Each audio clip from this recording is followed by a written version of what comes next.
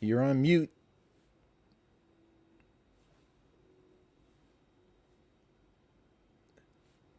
Whoopsie. What a way to start the show. Whoopsie. Thank you, Stephen, for the assist.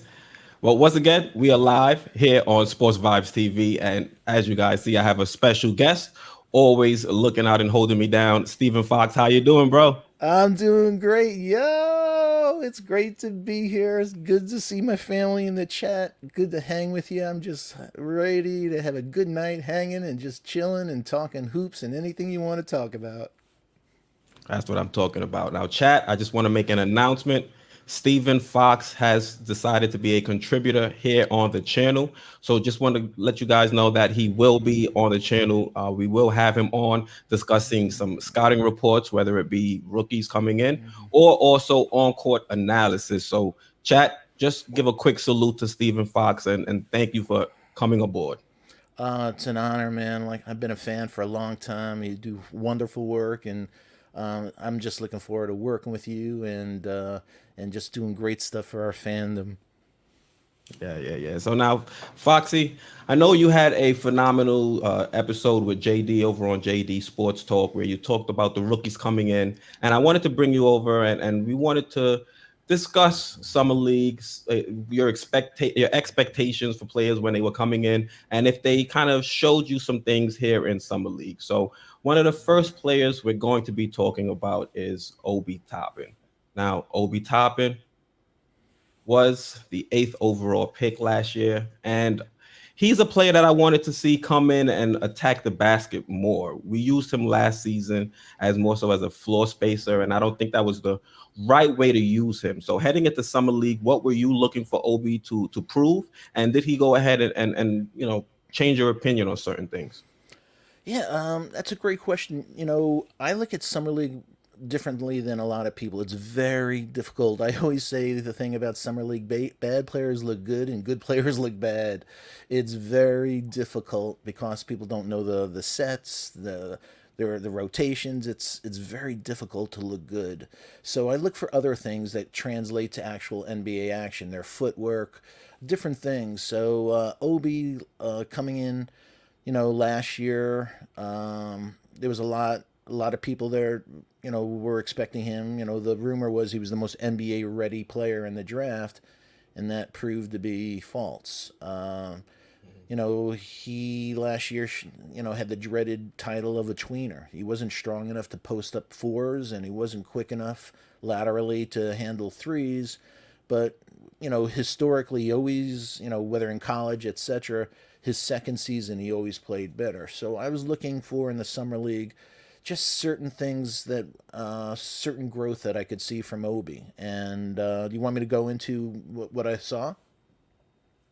Yeah, what were some things? I mean, well, before we get into that, let me just Okay. go through Obi's stats. So Okay. he averaged 21 points per game. He had 8.3 rebounds per game, 1.3 assists per game, 1.3 steals per game, and only had zero point 0.8 blocks per game. But what I want to focus more so on is 3-point shooting. Now, he shot 34%, which is better than what he shot last season. But I still don't think we need to see him out there shooting up a bunch of threes. Now, Foxy, what were you seeing out there on the court from Obi? And what do you think he needs to work on heading into preseason? I think he touched on a lot of key things that his 3-point shooting and he shot last year a little over 30% from three, and he shot basically 29% from the corner three. So he Mm. likes it from the top of the key. He likes the long three, but what I was looking for was a few things. He looked a lot more comfortable on the court, but this is summer league players. So those stats of 21 points and the 8 rebounds, that didn't mean that much to me. There were, he flashed a mid-range jumper a couple of times, but I wanted to see more of that. I wanted to see, um, he looked out of control on drives. He'd get into the lane and, he'd have the ball, so you didn't know whether he was going up for a dunk or he was going to go for a finger roll, and invariably he put up a bad shot that didn't go in. He had a couple of charging calls where he was out of control. And what you touched on, everything has to go back into a Tibbs mentality. To have basically a 1 to 2 ratio from assists to turnovers, you're not going to endear yourself to Tibbs by having more turnovers than you do assists. And the biggest thing also was on defense. For him to get minutes. People are like, we want him on the court. We want him on the court. The only way you get on the court with Tibbs is playing defense. And I wasn't happy what I saw in the summer league. Again, it's difficult, but on closeouts, he was leaving it. He leaves his feet on offense. He when he drove into the lane, he leaves his feet on defense. But on defense, on closeouts, he was flying through the air. He didn't left his feet, didn't maintain his verticality, and definitely needs to work on his handle. So everything I'm going to say tonight, chat, is not hating. It's areas of development. This is going to be his second season, and there's just a lot of areas for Obi to do, that he's going to need to work on. Yeah, one of my biggest concerns was his lack of finishing at the rim. Coming into the league, we all looked at him as a explosive finisher, someone that can finish, above the rim, and I thought through contact. And I didn't see that here in summer league. So the fact that he's going to have to work on that area of his game, as well as knocking down, like you said, he only shot 29% from the corner three. To me, it just shows that, like you said, leading into the show, he was not the most NBA ready, and he's gonna have to develop. But he did have a lot of things that I did like. But I think once we get Obi an actual point guard, then we're going to see him do a lot more, because that's going to lead into the second player that we're going to talk about, IQ. Like, did you think IQ was put into or did you think IQ was putting his teammates into the best positions to score? And if he was not, would that have affected Obi out there on the court? Yeah, I think it affected Obi on the court. He should have a little more of a relationship with Obi than maybe some of the other kids coming out, Q. But again, I think Q's statistics in the summer league were a little misleading, where he almost had 8 assists. He plays with such, in a chaotic manner when he plays, that a lot of times during this past season, people are like, man, did you see IQ look off, RJ, and look off other players, or Obi? You had him all alone. And there's times that I don't think he looked him off as much as he didn't see him. And that's why Mm. I still look at Quickley. I think Quickley's at his best when he is a shooting guard. With a D Rose penetrating, kicking it out, and he's a great catch and shoot. Play shooter. That's his specialty. So I thought that whether Obi or getting other guys, he made some nice assists and stuff, but I uh, I had major issues with Q during the summer league, man. You want to get into it now, or you want to go over the stats? And I think that says a lot, jumps right off the page. Yeah, yeah. So IQ played most of the time as the starting point guard. He had averages of 20.2 points per game. He averaged 3.8 rebounds per game, averaged 7.8 assists per game, 1.4 steals. He had a pretty high turnover per game amount at 2.4.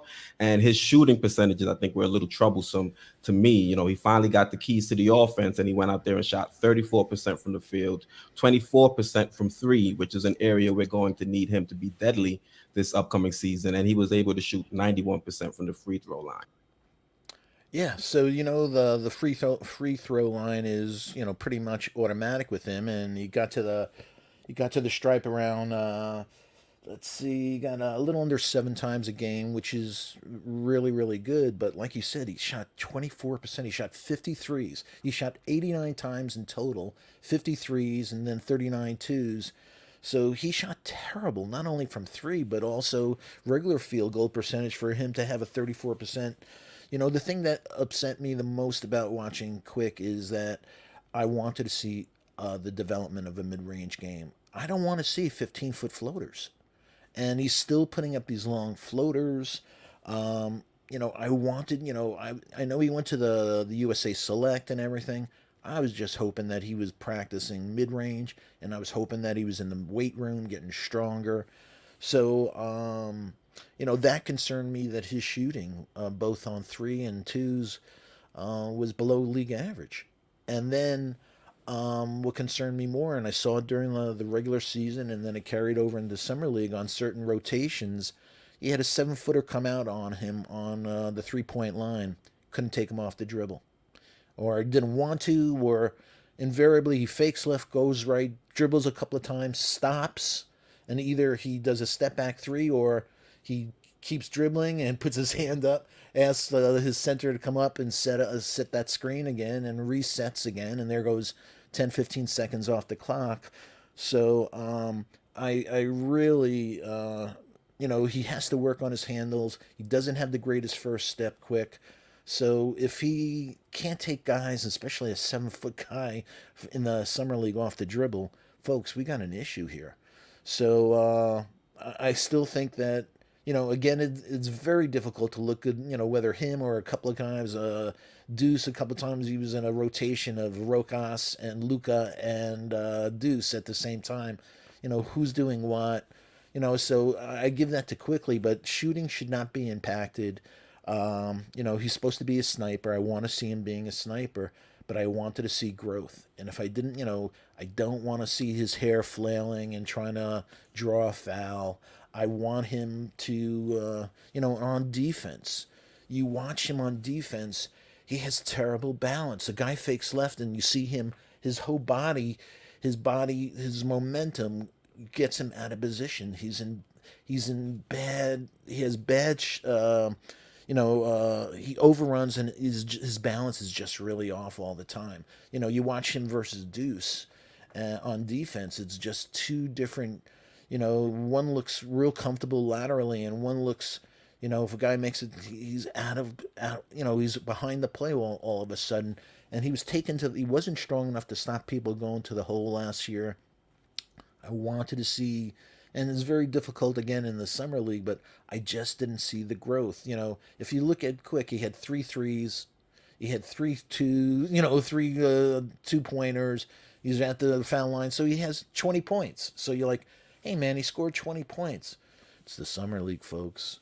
You saw what happened at the end of the year. Those floaters weren't going in, and so what did our guy Julian Blum say? I don't like it either with the floaters in the mid range and that's what McBride has over him. Julian, we're gonna get into that, my brother, in a couple of minutes, but I could not agree any more, man. So, hey, you want to take a quick second and just say hi to our folks in the chat? Yeah, definitely. Want to shout out Michael Jones. Yeah, He's saying Quickly can be a shooter at the point guard spot if the Knicks have playmakers at other positions. I still think Immanuel Quickley can produce and become a legitimate point guard. So I think he can still, find and play make for others. It's just like Foxy, what you were saying. It's going to be difficult playing with some of these guys that you're just getting, acclimated to. exactly. Yeah, So it wasn't the perfect environment for IQ to really show his prowess as a point guard. But I think as we see him more and more, there are some things that are a little bit concerning, like his ability to go left, his ability to be a 3-level scorer, and also his vision. So the jury for me is still out on whether or not Immanuel Quickley can actually be a point guard. But Foxy, I'd like to know from you, from what you've seen from IQ here in Summer League, do you think he has the tools to be a point guard and he's just not able to put it together right now? Or do you think he'd be better off just forget about trying to play the one, worry about being off ball, and be the best that you can be at that position? I think the latter. I think he's a classic combo. Some of the point guards we see, some of their skills are from God. They just see the court a different way than other people, and I think Quickly will get better. And like you said, familiarity. He'll know the spots of his guys. With lobs, he made some really nice passes. He made a beautiful bounce pass in the summer league for streaking Grimes and a few other players. So I think he has the talent, but I think he's going to be this generation's point guard rather than a classic. He's going to be a classic combo guard, shooting guard who has playmaking skills. But it comes back to Tibbs again. Quickly last season, shot only 6% of his shots came at the rim, and that's not a Tibbs type of point guard. We everybody couldn't stand Elfrid, but this is the weird thing about Peyton. Peyton was an elite getting to the rim player. Literally, he was a couple of years ago second behind Zion and one before RJ, but second in the league getting to the rim. But as we know, finishing and getting to the rim are two different things. But Quick only gets to the rim 6% of the time, and that you watched the first press conferences last year with Tibbs, and he was saying his ideal point guard is a guy who penetrates. If they collapse, he kicks it out, and or he gets to the scores, or he gets to the line. If you're only getting to the rim 6% of the time, that's not really a Tibbs point guard. So it'll be interesting to see as he matures. But I think, like I said, I see when I saw him at his best is with D Rose, and D Rose taking the pressure off him and allowing him to do his rotations, and Rose would penetrate, and if they collapsed, they kicked it out quickly, and he hit that three beautifully. And I think that's where his strength is. I think there's too much on his mind if he has to do the point guard. I think he'll do playmaking from a combo side, from the two side, more naturally than him having to be the point guard.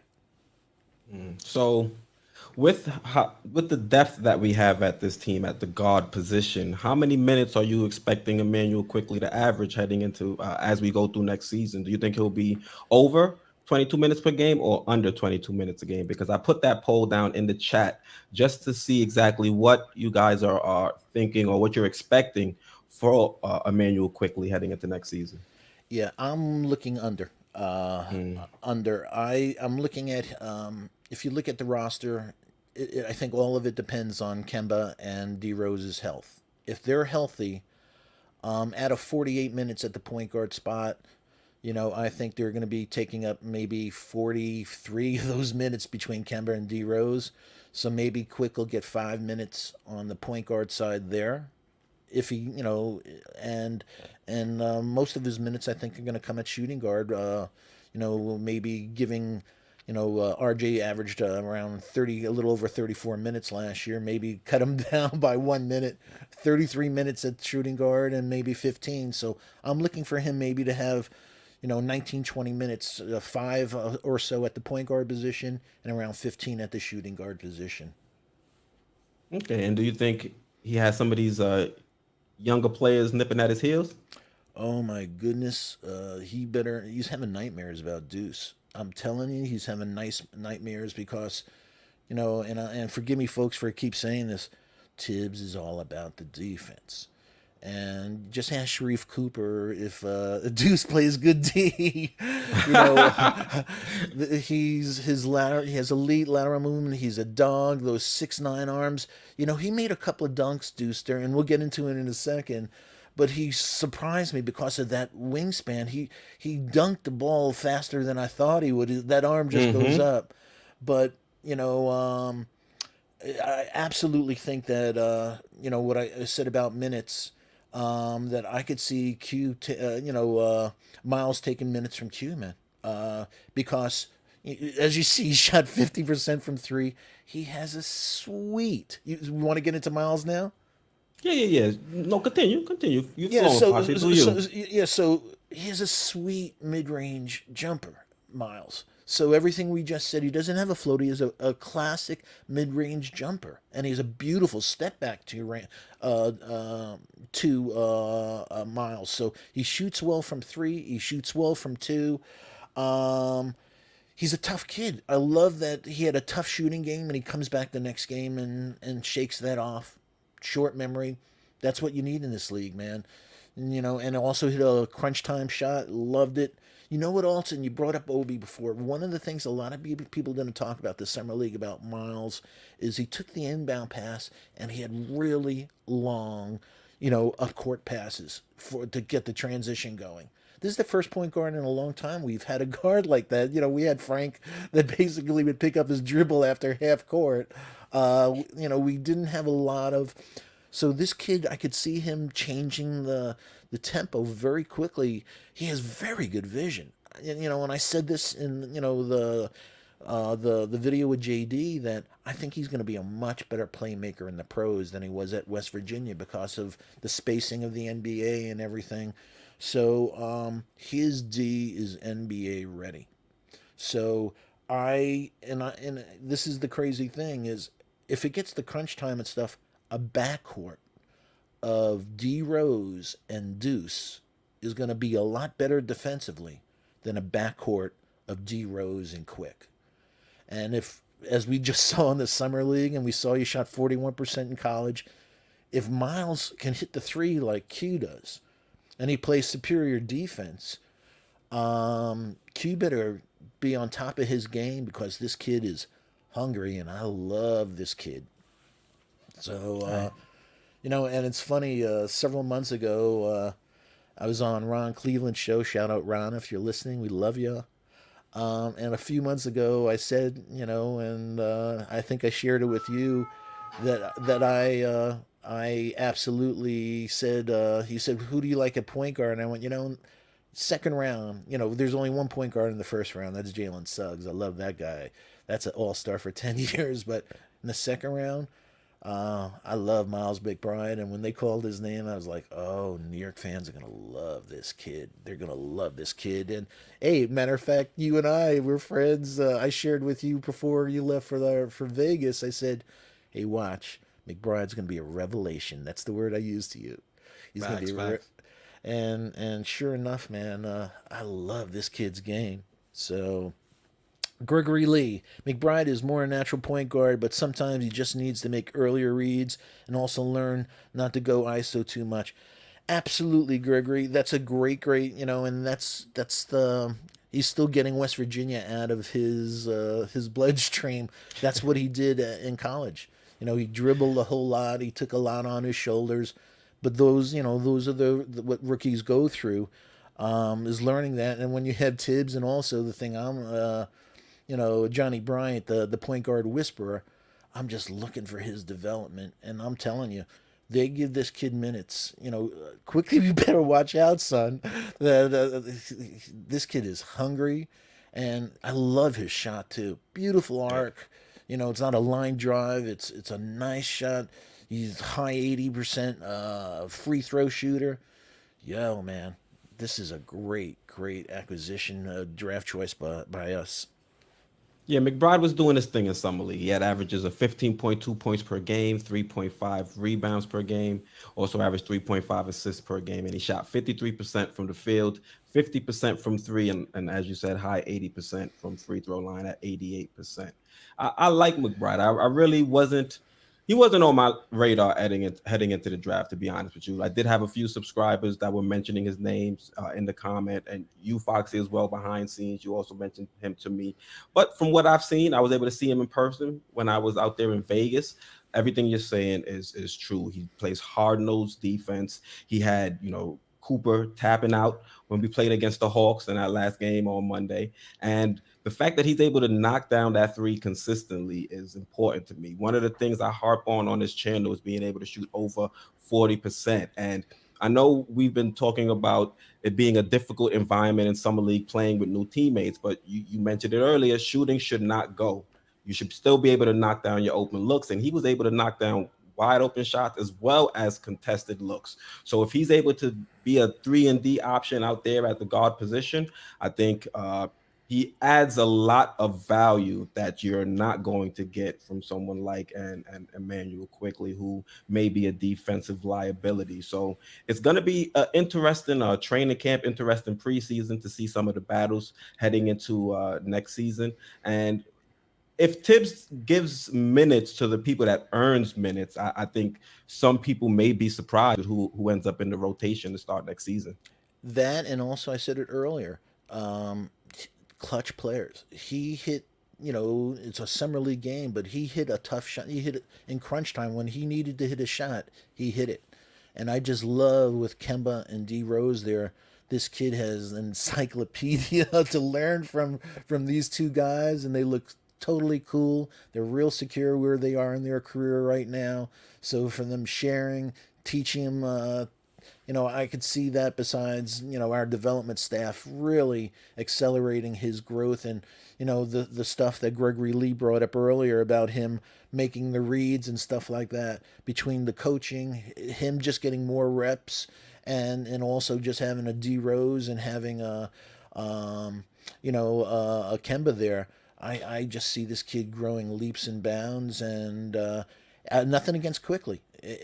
But this is, an all around game. And if this kid already is playing very good defense, and like we said, Sharif Cooper, with all his issues about shooting and with all the other things, one of the things he had a trouble finishing, but he didn't have trouble getting to the hole. But with his lateral quickness, he disrupts those type of players. So it's going to be really interesting when we play Trey and we play Atlanta to see if Tibbs, if Trey is doing Trey, that he finally says, all right, man, he's feasting. Let me see what Miles can do. Trey's going to still feast on Miles. That's how good he is. But let's say he'll feast a little less. Trey is an elite player, and you have to give him his due. But you know, I think this kid could do it. And when I watched him in college, Davion Mitchell had just an unbelievable year, national champion, played on a great team, Jared Butler and others. He gave both Butler, but also Davion Mitchell, who has probably the best first step in this past draft. I think he was the All Star of the summer league this year, the MVP, co MVP. He gave him trouble, and everyone saw the footage of him against a 6'7" Cade, which was a mismatch, and yet he gave Cade issues. So as he learns the game, he learns the refs, he learns everything. Wow, I'm excited, man. Hey, let's just do a quick shout out to our family. Julian Blum, my brother, how are you? Into the Knicks versus George. Scrimmages are going to be fire. I agree with you, man, on all of them. I want to see, I'd love to be a fly on the wall to watch those. Ron Cowan, always supporting everyone. Great comments in the videos and stuff like that. Ron, thank you so much for all your support. Like you said, Michael Jones, Knicks 100A GM,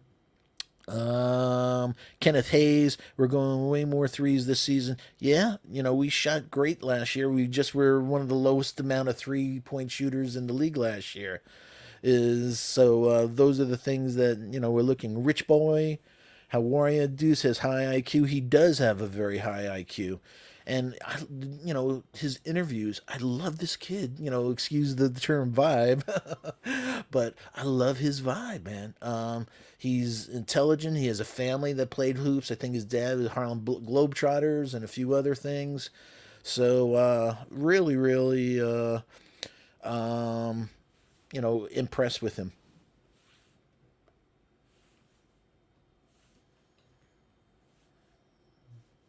I think you're muted again, my friend. Oh, I'm sorry. What role, what role do you think Miles McBride is going to have on this team as we head into the season? Is he going to be part of the rotation? Do you think he'll be part of Tibbs's 9-10 man rotation, or do you think he's going to be situational? He's going to just be used, like, let's say Trae Young is out there going crazy, the same way we wanted Frank to go in and be a defensive stopper. Do you think Tibbs is going to use Miles McBride in that kind of role? I think he'll be situational at first, but the first injuries, the first, like you said, I think Tibbs. Last year everyone, Tibbs don't play rookies. Quickly proved that was wrong. McBride, I think he'll even prove it even more because of his defense. That he's not going to be chucking like crazy. He's going to be doing a lot of things on the court. So if Kemba, whether it's injury, whether it's just minutes management, I definitely think it'll start situational, and I wouldn't be surprised by the halfway point of the season he's part of the rotation, where those 5 minutes that I said that maybe that Quick will get out of the 48 minutes, let's say Kemba and D Rose do 42 or so minutes. I wouldn't be surprised that Miles may take those other minutes, and Quick will be strictly at the shooting guard, doing still doing point guard, where the play allows it. But I definitely see him by midseason maybe becoming a part of this rotation. First starting off situational, proving himself. I just don't think between D Rose and Kemba that we're going to go this season without one of them or both of them at one point or the other spending a little time on the bench with a healing an injury, an ankle, or just management. Yep. And I think it's just gonna, next man up, and I think this kid's ready for it. So I believe the chat agrees with you. They're saying part of the rotation, 65%. Now, McBride is just one part of the McGrimey duo. The next or the second player in that duo is going to be Quentin Grimes. Now, Foxy, coming into Summer League, what were some areas of improvement that you wanted Grimes to kind of work on? And if you saw anything that kind of gives you the understanding or the belief that he's actually working on some things in the off time. Well, to start off on the positive, I see right here Rogello Cooper saying all this IQ slander is killing me. Rogello, honest, this is areas of improvement, like Keith just said. I was real happy with IQ last year, but we're talking about development for him to go to the next level. If both of us are just going to sit here tonight and say, Quickly's great, he's fantastic, he's a great point guard, he's unbelievable, we're not doing anybody good. We're just calling it like we see it. So with Quentin, he reiterated. Here's a weird fact that he made 100 threes in college last year, and made. Deuce took 111 attempts, so he almost made as many threes as Deuce attempted. So his 3 point shooting, whether in college, he just showed he is an elite 3 point shooter, man. He has a gorgeous stroke.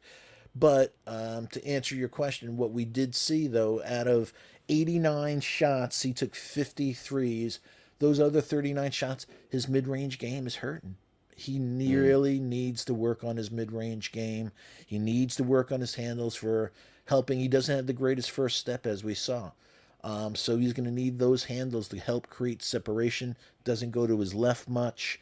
And what we saw, whether it was Scotty Barnes and a few others, I see him strictly as a two. He's, I think, 6'3" or so and change in feet, his bare feet, 6'5". I see him as a shooting guard more than in a wing. I think the wings gave him trouble. Guy obviously Scotty Barnes, 6'8", 7 something wingspan. There's a lot of guys like that at the 3 and D in this league. So I think he's going to be a good shooting guard. But here's the good news. His defense is again NBA ready. He's very physical. He was crashing the boards in summer league. That translates well to the real game. He gets his body really good, squaring his body on defense. So even with all that he has to learn, fixing his handles, getting more of a mid-range game, getting better going to his left and stuff, he could still be effective if in a situation, because catch and shoot, he's already NBA ready for a catch and shoot 3 point shooter. So all those elements he could work on, but if he plays D and can hit threes the way he can, I can see him. I don't see him in the rotation much this season. I see him again if an injury comes up or garbage time mostly. I just don't see him getting that much minutes.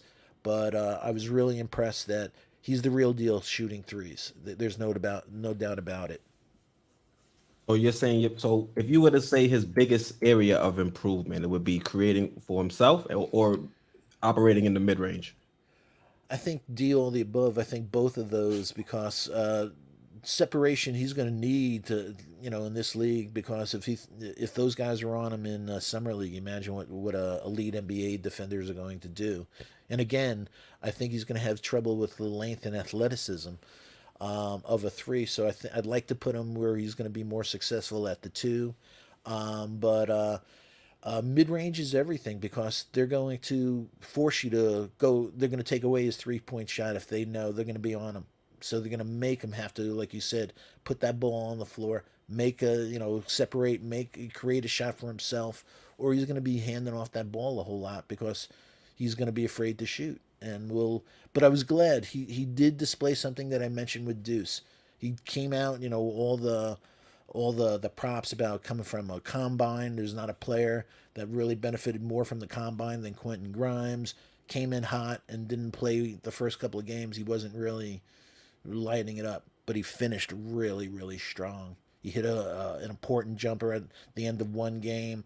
So I like the way it's not how you start, or Tibbs says who starts, but who finishes. I like, pardon me, I like that he showed the toughness, that he finished up the summer league shooting well. He has a beautiful shooting stroke, and I know JD's in the chat. It's like Allen Houston, man. He has that gorgeous form. Now, if he could just do that from two, um, he's a tough kid, so I see him working on his game. So, hey, there's a reason why he was the 25th pick. There's flaws in his game, and if he didn't have those flaws, we would have had to trade for him because he wouldn't have been available, and that's the reality of it. Yeah, Foxy, I just want to say something real quick. We currently have 100 in chat.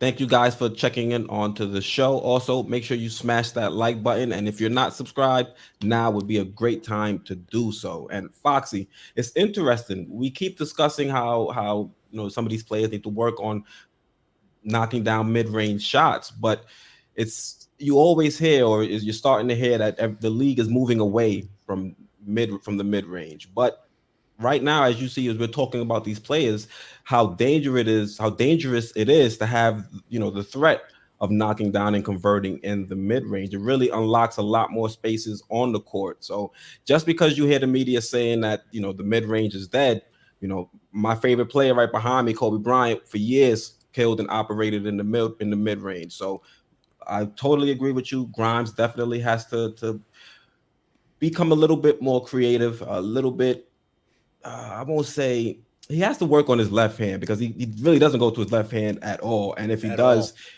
he's gonna settle with a step back three. That's usually his go-to if he is forced left. But just to get into his stats from summer league, he averaged 15.3 points per game, 6.3 rebounds per game, 3 assists per game, and he shot 42% from the field, 41% from the three-point line, and 67% from free throw. So Grimes, he had a rough start. How do you feel about him being able to rebound from those first three games, where it kind of seemed like Knicks Twitter was saying we made the wrong pick, but he was able to be headstrong, rebound, and he was solid in his last three. Yeah. I mentioned this during the analysis when he first was picked, that he was a 5-star recruit at Kansas, and he bombed out, and Hmm. as a point guard. And like we said, because he didn't have the handles. So he went down, down to Coach Sampson in Houston, and they resurrected him as a 3 and D instead of a point guard. But it takes a tough kid. We have a great example in Kevin Knox. What happens to a kid who loses confidence? Like, wow, I saw him as a rookie. He did all these things, and now he looks like two left feet, like his confidence. So I like I said, for a kid, this is a tough league. These guys will eat you, man. Competition is everything. They want to rip your heart out. They love that. So for him to come back after those, pardon me, those slow first games, and finish up strong and confident. You could see it, his swagger at the end of the last game and everything. It's like, I belong here, and you want that. You can't have a player again like a Knox that you have to coddle and it's going to be all right, Kevin. You want a dog. This is New York. The fans, the media, MSG. You got to have a certain personality. And that's why what it was Deuce, I was like, oh boy, this is a perfect pick for us. And Grimes, like I said, I like that he overcame that. I just wish there was just a little more athleticism. On our lineups, RJ. RJ had a spectacular season for a 20-year-old kid, a blink away from averaging 20 points per game, but his lack of athleticism and hops. He had his shot blocked 86 times last year, and I see him as a pure shooting guard also, where RJ can bully it too, and he doesn't like the length of threes. So I wish this team got a little more athletic, but we just didn't in this draft. Miles is good. But he's just average also athletically. He's not uses smarts and a really good handle and stuff in that 6'9" wingspan. But God, I wish. That's why in a perfect world, I wanted Jalen Suggs so bad because he would We were have gonna added move up for him. They were saying they were in talks to try to get to him. the his athleticism would bring a whole different. We need that type of explosion. We see the disruptive thing that Trey did to everyone, not just the Knicks. Speed kills, the old saying, man. It's very difficult to deal with that, and we just don't have people on this team with this roster that have that type of speed and athleticism that are disruptive. So they have to use smarts instead of jumping through. RJ has to use his body and his physicality to get to his spots rather than whoop one spot he's there, man. Yeah, It's not there, man. So has to be a lot more technical. it has to be a lot more technical. But you know what? The great players and the players that really want it learn that. They learn what they have to do to get to that spot, and that's what this league is all about. The people who get to their spot are the winners. The ones who don't, they play G League or Europe. Yeah, they flame out. Well, speaking about the G League, we do have some two-way players on the roster, and I think we have one right now, and I think he's been making a lot of noise. His athleticism is kind of putting him on the map, and that's going to be Jericho Sims. Now, Foxy, Jericho Sims went out there, averaged 8.2 points per game, averaged the same amount of rebounds per game, one block per game, and he shot 81% from the field. That pretty high field goal percentage, but once again, it's summer league, and he shot 58% from the free throw line. So, what are some of your first impressions when it comes to Jericho Sims? He's a good pick for 58. There's again a reason why he was picked 58. He's a senior. He was a senior, so he's 22. So versus the Isaiah Jacksons and some of the other kids coming out at 19 and stuff, he's 3 years old. He's a senior. He's mature. So some of the things that we saw, his athleticism, you can't teach. You can't teach that athleticism. You can't teach that bounce. You can't teach that versatility. His excellent footwork. So for switches, he's very, very good.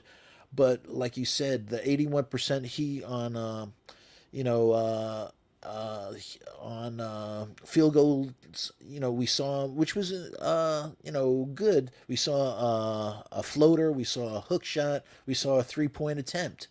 So I think a year in the summer in the G League will do this kid wonders. I really like to see a year with him with NBA development coaches, work with him.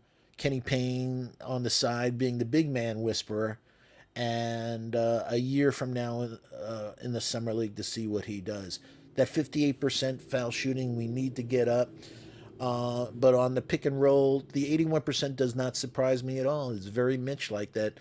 All of his shots are dunks basically. And in the G League, it doesn't count. But, the quickest way to get, Tibbs, not, get on the wrong side of Tibbs is what you show here is his assist to turnover ratio. And you don't want to have more turnovers and also fouls. I think JD had the line of the summer league where he said Jericho Sims almost had a double tonight. I think he had 11 points and 9 fouls, which was one of the great lines. Yeah, he's going to get into a lot of foul trouble, but he's a good project though. Getting back, he's a really good project, and that I could see in a year or two. Him being a rotation, getting into the rotation, nice size, but he's not ready for prime time. He's very raw. He's very, very raw. You know what else though? I wish he would have a little less athleticism and a little more nasty. I like my centers, especially guys that are going to play D. I like nasty. I don't know if it's the Bronx boy in me or whatever. He has a very placid demeanor, and I just wish he was a little more. He was a little more angry. but he is who he is. So, but maybe somebody could get him angry. I like people who play angry on the defense. So I know you want him to spend a lot of time in the G League, but do you think we'll see a situation where he was signed to a two-way contract, but then something happens throughout the season? We got Mitch, we got Noel, and he ends up having to be converted from a two-way and being a full-time NBA player. Do you think that might be a scenario we see? I don't know. I think that at this stage of his career, the savviness of NBA pros, they'll get him in foul trouble real quick. Real quick. So we know that Mitch, after last year, and Noel, they're great shot blockers and stuff, but they're fragile. So one or two of them is a very good shot. That one or two of them are going to get injured this year. So I definitely know he's good for six fouls. And, it's weird. He jumps higher for lobs than he does on defense. He seems to jump with both hands up. And if you watch the great shot blockers, it's usually one hand, like a Noel and others. They go off one foot. He looks like he jumps off. So I'm looking for the coaching to get him, because he's an okay rebounder, but not a demon rebounder. So I'm hoping that those elements of his game that, don't go by the 8.2 in summer league. That's that he averaged 5 rebounds last year, 7 rebounds, 7 rebounds, and obviously he had Kai Jones and he had Greg Brown there at Texas and a few others. But I'd love him to be better on the boards and a better shot blocker than he actually is. But I think with the right coaching, but I don't think this year, getting back to your question, I don't think this year we'll see much of Jericho Sims on the court. And if we do, I expect him to have like 5 fouls in 11 minutes. I wish we saw a little bit more of the jump shot because we saw him take the shot, but we still don't know if he can hit But you know what? it. But that's what pissed me off with Mitch. Take the shot. I don't care if it's an air ball, but if take the shot, because you have to keep them honest. If they are only going to play defense on 4 people, right? Then you're killing us. If you don't have to worry about a guy on a pick and pop, your whole defense, everything changes, because I'm not worried about Mitch. I'm not worried about Noel. That we need that type of three. And it's funny because prior to the season last year, Tibbs touched on that almost every team has a three now, a five now, that can shoot threes or Like a change, stretch. stretch him, get the guy out of the paint, bring him out to the perimeter, open up everything for. So Sims is not that guy, and he won't be that guy for a while. So, but again, I think he's a very good project at 58. People get really excited, and I try to not damper their enthusiasm as much as manage their expectations of. He's 22. He's a senior. Most kids that played in Texas is a factory for centers in the NBA. If you look at Miles Turner, Hayes, uh, Jared Allen. There's just a long list of guys that have come from Texas. So he comes from a great legacy of centers. But I was hoping, for being a senior, he would be a little more advanced at 22 than some of the kids that are coming out at 19. Hey, I just wanted to touch on the Mitch point. Yeah, I mean, we don't see Mitch taking the three, but if you let Mitch tell it, it sounds like he's handcuffed, and the coaching staff won't allow him to shoot the three. So it's a curious case because I met Mitch when I was coming back from Vegas, and I dropped a video with a little injury update. And in that clip, in that video, there's footage of him knocking down the three, and we've always seen him on social media kind of complain at saying he's not allowed or not given the freedom. So it's because I think Mitch can knock down the three, and I think from what I've seen online, he's shown the ability to be able to do it pretty consistently. So if Mitch is able to pull that out of his toolbox, I think this team's gonna be real dangerous. Yeah, but from a coaching perspective, with his height, his hops, and everything, I would have wished that he spent a couple of years ago with Jabbar with a sky hook, learn a sky hook, or just have a pick and pop from the elbows. Yep. Don't even have to go out to the 3 point line. Have a little mid range jumper, man, that keep them honest. And you know what? People like Tibbs wouldn't allow that. Tibbs wouldn't. I saw Noel take a couple of shots last year. Mid range shots. If Tibbs allowed Noel to take it, why wouldn't he allow Mitch to take it? And within True. True. the craziness of the game, there's times where he was all alone. It's like, Mitch, take that shot now, man. Take it. And but his foul shooting last year took a dip, Mitch. Mm-hmm. So I don't know if he was in a funk or whatever, but I'm glad that you saw him on the plane. He's huge. You mentioned Yeah. he's huge. He's put on some weight. Hopefully, he can hold his spots better. God willing, he can stay healthy. The thing that concerned me the most about Mitch was at the halfway season, right before he broke his finger before he actually had the foot injury, he broke his finger. He had his shoulders taped up. You saw him coming down the at the halfway point of the season, like lumbering, like God, it's Laboring. like Mm-hmm. laboring. Exactly. Thank you. That hey man, we're only halfway through this season and you're already laboring. And it's only a 72 game season.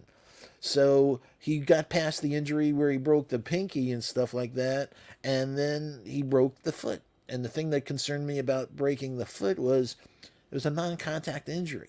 It wasn't he landed on somebody's sneaker. It wasn't somebody crashed into him. He landed on his own foot and crack. So I hate big guys with feet problems. So hopefully it's not a foot problem. It's just one time problem.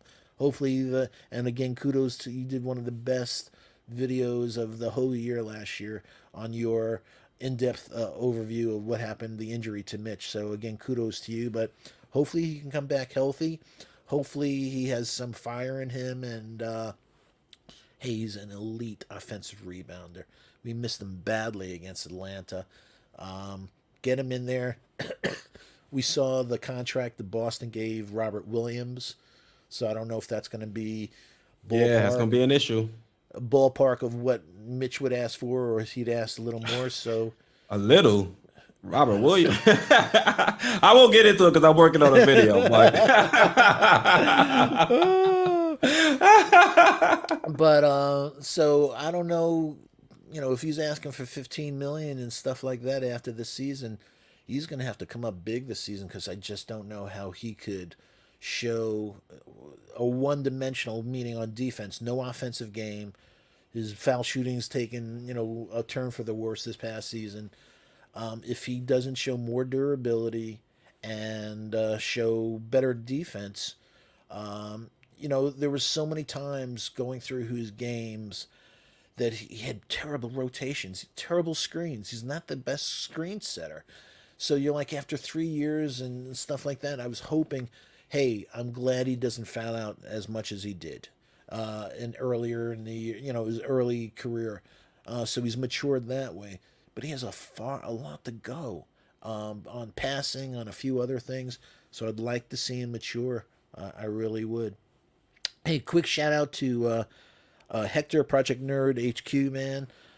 He and Lawrence are going to be doing for the love of the game. Looking forward to that. Nelly Allure, I hope all is well. Lex the Destroyer says Mitch needs to set up and shoot right by Tibbs' office like RJ did.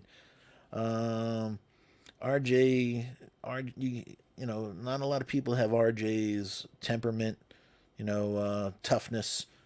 You know, Mitch put out some stupid tweets last year that took away from himself. So hopefully he matures. He had a kid last year, so hopefully through the maturation process, he's a little older, a little wiser, and just I'd love him to be on the Knicks, but I just want to see him get better, man. yeah. I mean, there's a lot there. There's a lot of potential, but it's just him getting with the coaches, him maturing, and we've all been that age before. Want to enjoy ourselves. You have that access, living that type of lifestyle. But at the end of the day, you're getting these joys of life because of what you're able to do on the basketball court. So that should be first and foremost on your mind. And as long as he's applying himself, we should be fine. This is I where I think he'll want be to fine. see him mature. Last year there were a couple of games where, especially at the end of the season and in the playoffs, where Alfred Payton wasn't in the rotation and he was alienated. His body language was sitting by himself, not paying attention, and it got to a toxic level. I think that some of the players, why he's not here for multiple reasons, but it became toxic at the end of the year. Mitch did some things very similar. That I know he was injured, but if you're on that bench, don't be kidding around while Tibbs has that board, is going over the set plays during a timeout. Show some interest. Get over the shoulders and, let that sink in. Like, what if I was in there? What would I be doing? Don't be goofing around and stuff. It's that element of Mitch that I wish he'd just take the next step of maturing and saying, you know what, I got to keep my head into the game 48 minutes, man. Not only for me, but for my teammates. Don't be goofing, man, because if you're going to be goofing like that, it's very hard for, make an investment for $20 million in a year. If you're not playing, you're not interested. Is that really the type of player you want to invest in? Yeah, because what Robert Williams got about 13 million roughly when you break it down. Exactly, 13 And million. is he better than Mitch, or is he more available than Mitch? I think he may be more available than Mitch, but he's also may become, these 6'8", 6'9" guys with these long 7+ foot wingspans are becoming more and more, I think, norms of this NBA. We grew up with the 7-footers.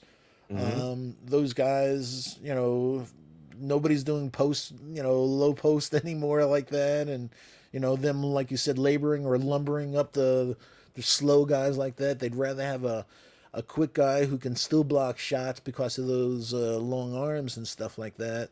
So I think Mitch is better than him, but Mitch has to show that he's better than him, and that's why. I was hoping that we took Isaiah Jackson. That was the kid that I wanted because I thought he was the best insurance policy. Incredible athleticism, but I wanted him in training camp with Mitch. That's where I want Mitch to get pushed. I don't know. Noel's not going to be pushing him much. You want great players to push each other. You want good players on. That's why when you watch, whether in football, Becton's talking about the defensive end who's going to make me better because in practice I have to block him. You want that type of thing, and I want Mitch to get hungry, man. I think for him to go to the next level, he needs to be hungry, and he has a contract year. But this is a guy that had 6 agents, so you just don't know where his head's at any time, man. And I hope he finally matures, realizes he has a kid, and that this is his first contract. And come on, I'm gonna play my butt off, and hopefully he doesn't get, he stays healthy. And nothing's worse than unrealized potential. And like you said, he has so much potential. We watched, both of us watched those videos of him effortlessly hitting a 3. Come on. So you have that touch, put it to use, man, and don't blame it on anyone. Believe me, you hit a 3 in the game or take one. We saw what Randall said in the interview.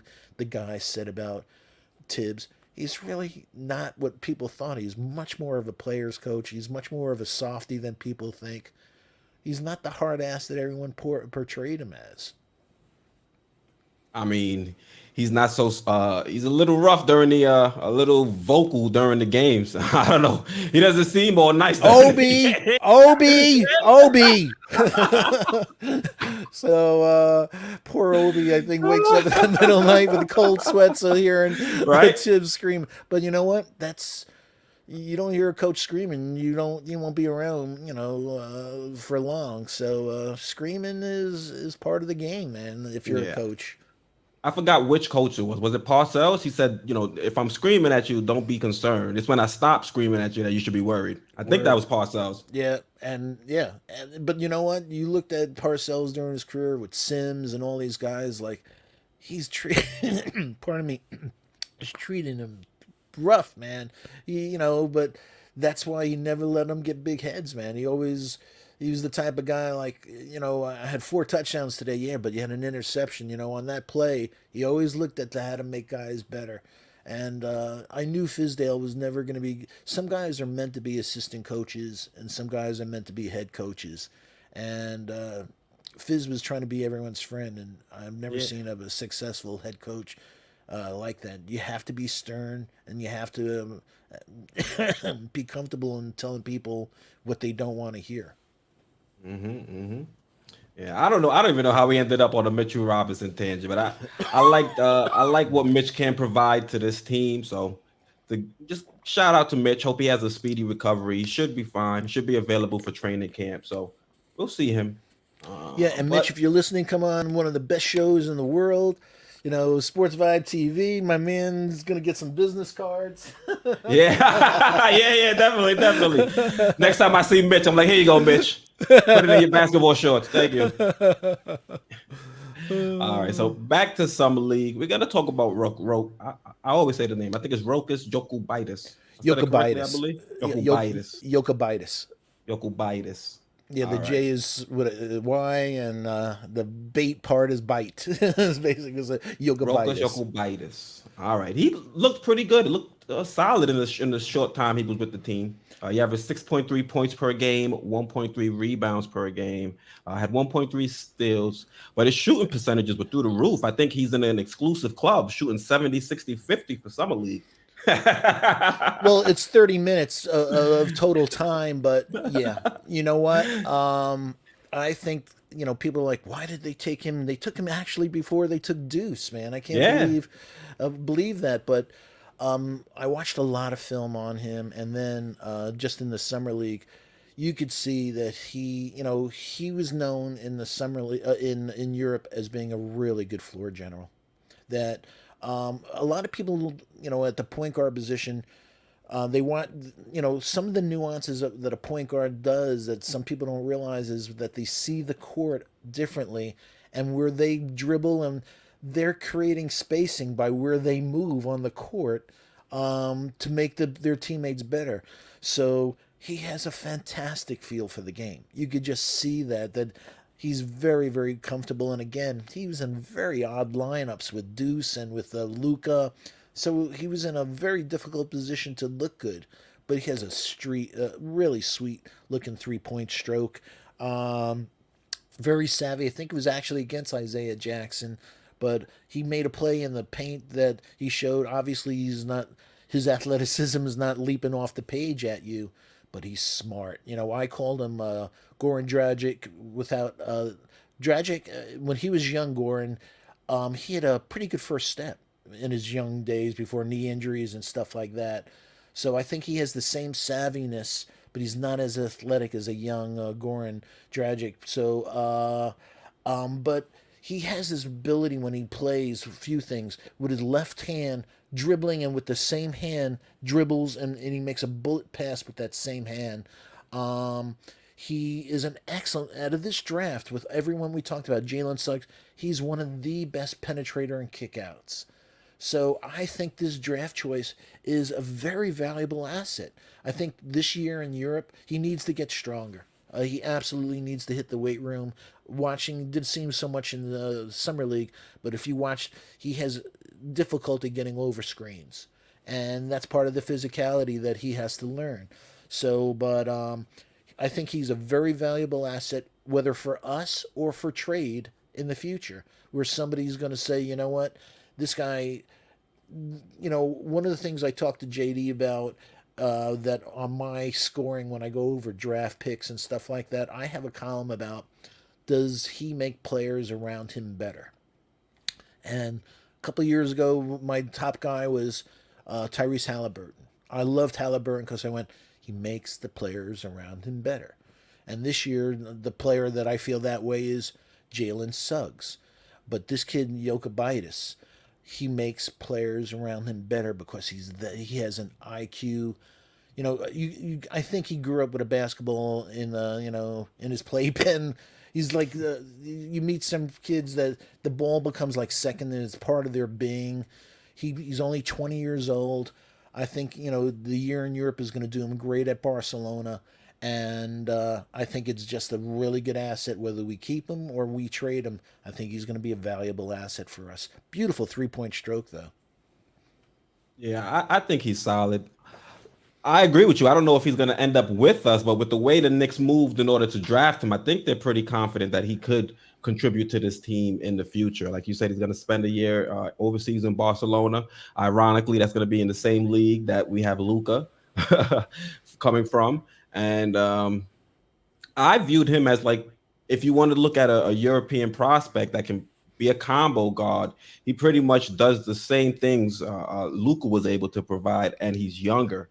So I think my guy Luca has to be, he has to give it, he has to watch out, because even if Luca was able to go out there this season, make the team and be solid, you still have this guy, Jokubaitis waiting in the wings. And with Luca not having a guaranteed contract, and Rokas being what is it, 3 or 4 years younger? Luca's 25 or 26 now. His birthday was with the summer league team, and I think Rokas is what, 22, 21, 22, He's 20. 20, even younger. Yeah. So to have that 6 year age gap, I think Luca better be concerned. Luca better be very, very concerned. Mm-hmm. Let me just real quick, just Rokas is I have it there. I believe he is 20 years old. My memory. 20? Okay. I'm getting old, but I think in this league, when you see somebody that sees the game like that, and like we said, it gets the people in their spots. They know where their spots are. He's very good at, so is Deuce actually, is coming down court and then hitting the guy for a pull up. He just sees the court. Luca has his hands full because, let's talk about the realities. You want to talk Luca for a sec? Yeah, we can move on to Luca. Luca, to Luca's defense, Mm-hmm. um, he only played 13 minutes. That's a real tiny sample size for anyone to make any opinion about this guy. Also, his body clock. I traveled to Asia, in business, a lot in my career. And if you're in Asia over a week, that's a 12-hour difference depending where you are in Asia. You just don't get on a plane. He was in Japan for the Olympics. You just don't get on a plane with that 12-hour body clock difference, land in Vegas, and play at an optimal level. You're asking too much of him. So people came down on him. But, but take that all away from watching all his film and everything. I still think that he's a backup at best. I don't, I think the athleticism is going to impact him. We saw a play with Scotty Barnes, but that was just one play. I think the athleticism in the NBA, he has to show that he can survive that athleticism, that he can play effectively without being, basically his game not showing anything. And when you look at the future point guard depth of this team for the next 2 years, God willing, Kemba and D Rose stay healthy or pretty healthy, hopefully, for our sake. And they're good guys, so I'm really hoping that they can these next 2 years. So we have those 2 point guards. Depending on how you look at it, we have IQ, and then we have Deuce, and then when you have Rokas. So Mm-hmm. where does Luca actually fall? Where can he play? He has great size at 6'4", so he has nice size. He hit some threes, and we saw in the Olympics and stuff like that. But there was other times on defense and other stuff. You're like, oops, that's not going to play on a Tibbs team, man. You can't be slow-footed like that. So he really, really has his work cut out for him. But you know what? You want to see somebody who's tough like that, who's able to, take the bull by the horns and say, you know what, I have all these things against me, but I want to do this. This is my dream. I'm gonna make it. But hopefully we'll have a next. I don't know how much he'll play this year. I really don't know. I don't even know if he'll make the team actually. Mm-hmm. Yeah. The landscape has changed completely from when we first brought him in.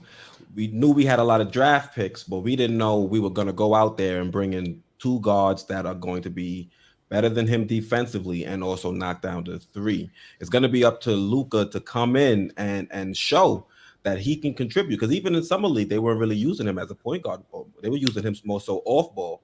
And if you look at Kimber, D Rose, and also between McBride and Quickley, there's not going to be too many minutes there at point guard. So you're going to look at Luca now to pretty much affect the game operating off ball, which he can do, which is something he did primarily when he was playing over in Argentina.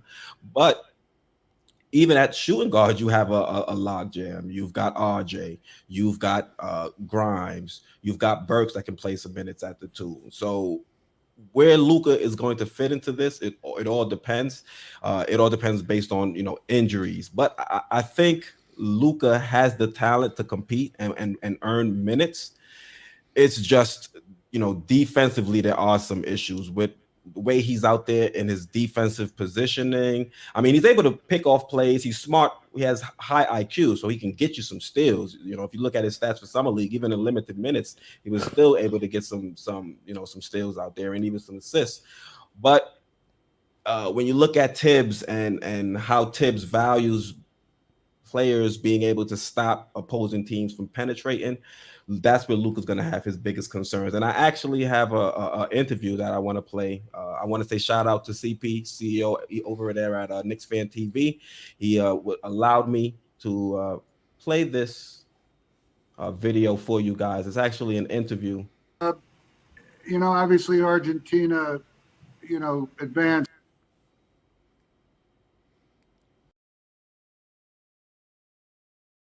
Great. You also didn't score that many points. What was your evaluation of how you played and stuff? Yeah, to be honest, we didn't play like we know. We actually played terrible, to be honest. We only won against Japan. We lost I don't know how many games we played, but we lost like 6-7 games, and we were playing terrible. I didn't feel pretty good. To be honest, I was missing a lot of shots. I usually don't miss. I was without my confidence, and I showed that in the court. So now I'm trying to get back to where I was, trying to make my shot, trying to make my game, and that's it. I just want to enjoy the experience to be in the Olympics village with all the sports this guy, and that's it. It was a nice experience beside the result. Sorry, you guys had to see that face for an extended period of time. Let's change it. I still think he looks like George the Animal Steel. He looks like he's about to eat a turnbuckle or something. Oh man, it scared me the first time I saw it. I said, "Who is that?" I said, "Oh, that's what he looks like." Oh. I said, his profile pic must be from about 15, 20 years ago. Yeah, brother. But yeah, so Foxy, let me know your thoughts on that interview or those responses from Luca.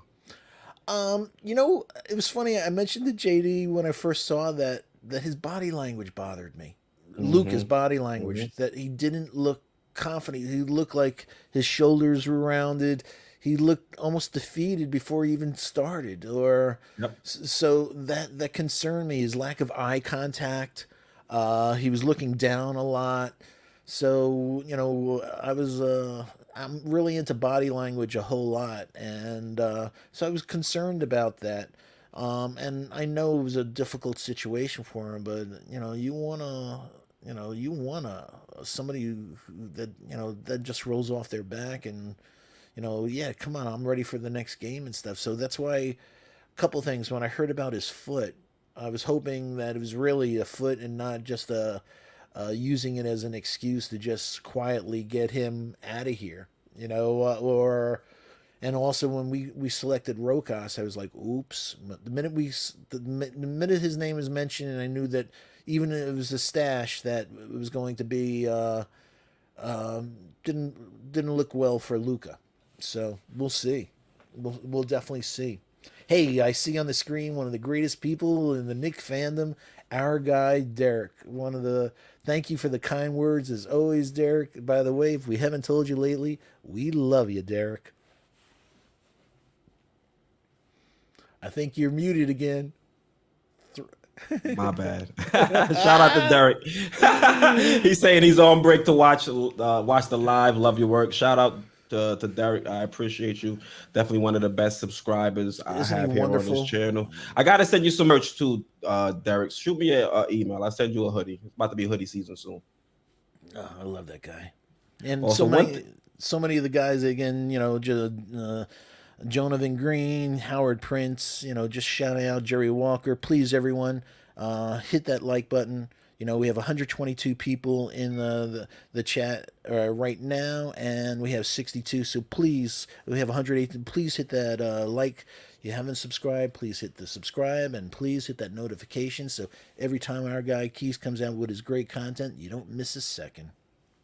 Facts. Also, Foxy, one thing I got from the interview, you heard Luca say he was dealing with some confidence issues, and that's what it looked like on the court. We didn't see him much in Summer League, but I did follow him extensively during the Olympics, and he definitely looked like he just didn't have the same fire that I had seen him play with over in Baskonia. He said he was missing some of the shots he normally made, but you did hear him mention that he didn't feel like himself. So It's maybe hard that to could feel have like himself with a 12-hour body clock difference.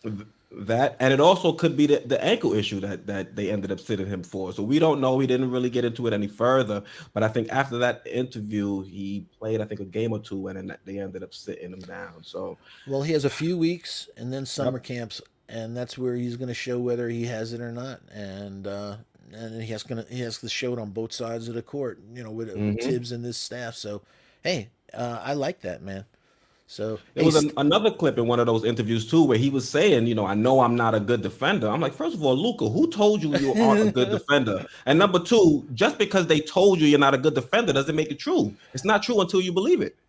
not true to believe it, and even so, it's not something you want to promote. Yeah, right. It's not something you better lie to the world and say, "No, I'm a really good defender." You do not want people, like I said, the whole thing about NBA is that they'll take your heart from you, and they want to. They'll smile and you see those guys hugging each other, but the minute they get the ball, man, they're trying to, just show that guy that they're the best player on that court every time, and that's what you want. If you're already saying that, I'm not the best player on the court, you're not going to have a long NBA career. You're going to have a good career in Europe, but not the NBA, man. They don't play that way here. But I hope Luca makes the team. Even if he doesn't make the team, I'll still follow him, see where he goes in the NBA. I'm a Knicks fan, but I'm also a fan of the NBA, a fan of basketball. So I like his game. Hope he catches on somewhere in the NBA, even if it's not here with the Knicks. But I got faith in him. Do you mind if we go off on a little tangent for a sec?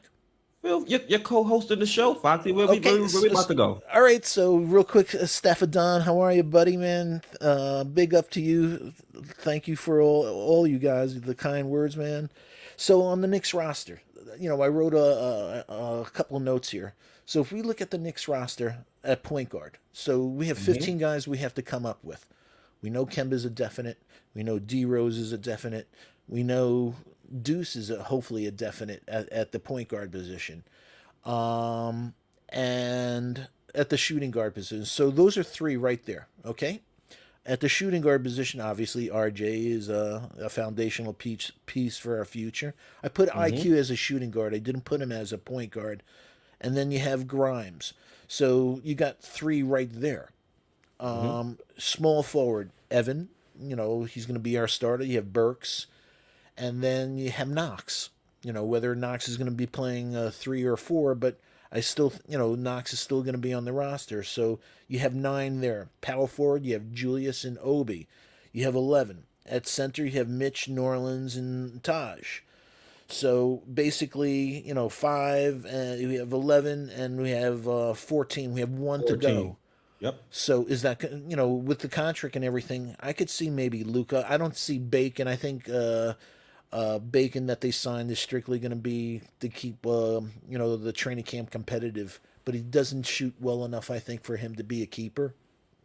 And Sims is a two-way, so I don't, So Luca may, have that last, he may have that Theo Pinson spot. Yeah, I think they want Luca to be on the team because, to be honest, if they really didn't have a long-term future for him, you see, Rokas moving on and going over to Basconia to join his team. I think they wouldn't have held on to Luca. They would have let him go, let him continue to pursue his professional career, abroad.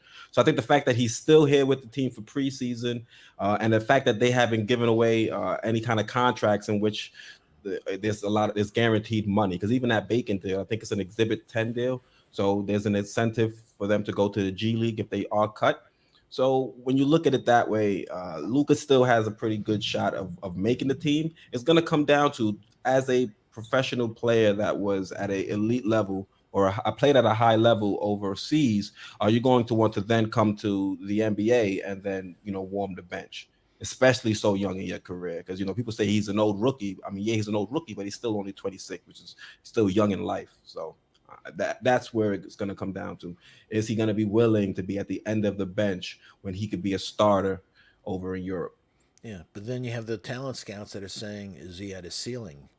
At this Mm-hmm. age, if he doesn't get the reps and the minutes, how is he supposed to get better? So if he goes for another season or so, that's really. So are we going to first start seeing him at 27 or something like that? Yep. So, hey, like I said, we'll know, what he has. And it's a strange game. All he needs is one game that the ball goes in, that he makes the right reads, his confidence changes, the guys pat him on the ass and say, "Good play, Mm-hmm. Luca." That's all sometimes it takes, is for a guy to believe, like that. So hopefully with the guys, I'm really impressed with the culture that Tibbs is building. Obi, all the kids are great kids. Quick is a great kid. Obi's a great kid. Deuce, I love Deuce. And yeah, one of the guys said, yeah, I can't help it. I am a big Deuce fan. And so I think it's a good environment for him to, even if it doesn't work out, he'll still be a better player in Europe from what what he's going to learn, and what he's going to go up against in the training camp. I can imagine him saying, "Oh my God, that's Derrick Rose. Oh my God, that's Kemba Walker. That's Julius Randle. And people, please show love for Julius, man. Facts. Yeah. How hard it is to make second team All NBA, and people all, I've been shaking my head this offseason. Trade Julius, trade Julius. We've waited forever to get ourselves a serious player. We finally get a serious player, but did you see him in the playoffs? Hey, did you see Giannis in the playoffs a couple of years ago? Would you Mm-hmm. have given up on him? He didn't do much with him. Hey, they were patient. A couple of years later, he's a world champion, and put people around him. So Julius had a very good year defensively last year. So all around, he wasn't just one dimensional. So you bring in a closer like a Kemba, you bring in some other guys. I think we're going to see a better RJ. We're going to see a better Julius. If are able to keep both D Rose and Kemba healthy, I think the team can exceed the expectations that we met last year. Yeah. Yeah. All right, Foxy. We'll wrap it up there. Fox, let them know if they want to follow you and get in contact with you, or know what you're going to be doing and on other channels. I know you spend some time on JD Sports Talk as well. Can they follow you on Twitter or anything like that?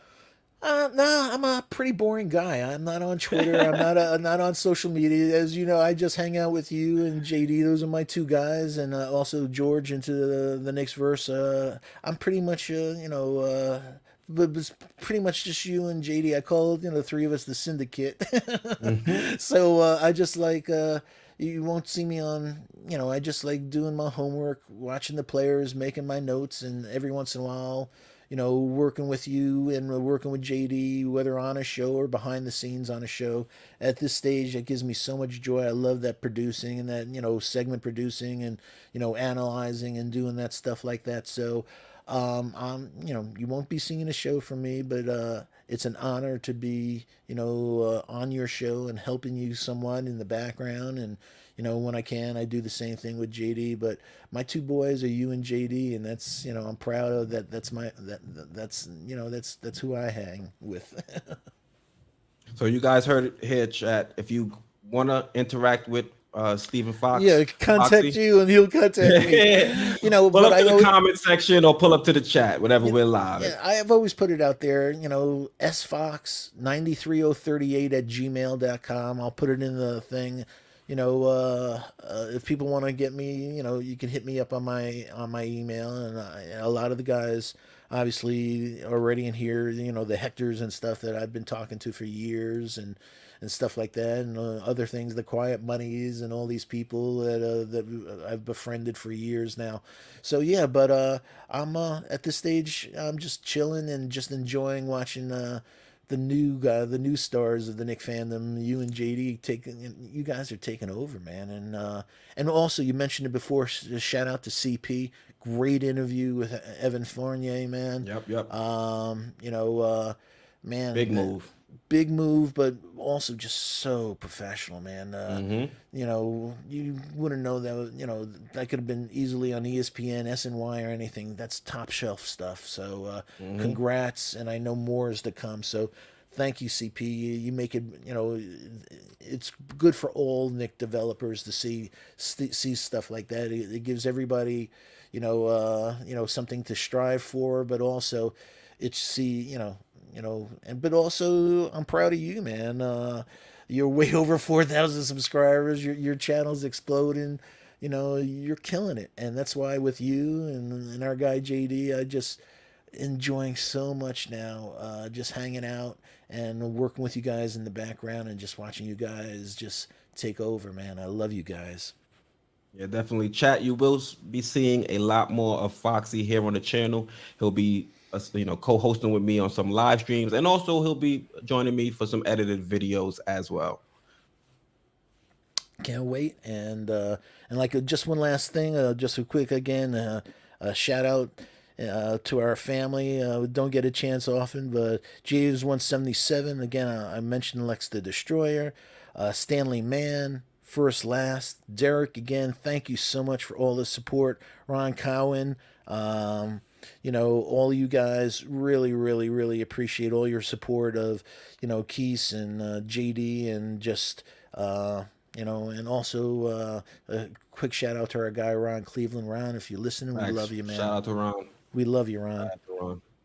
And before we go, some quick programming news. Next Sunday, I'll be having George from Into the Knicks Verse as a co-host. George. So next Sunday, 9:30, make sure you guys set the reminder. All right, Foxy.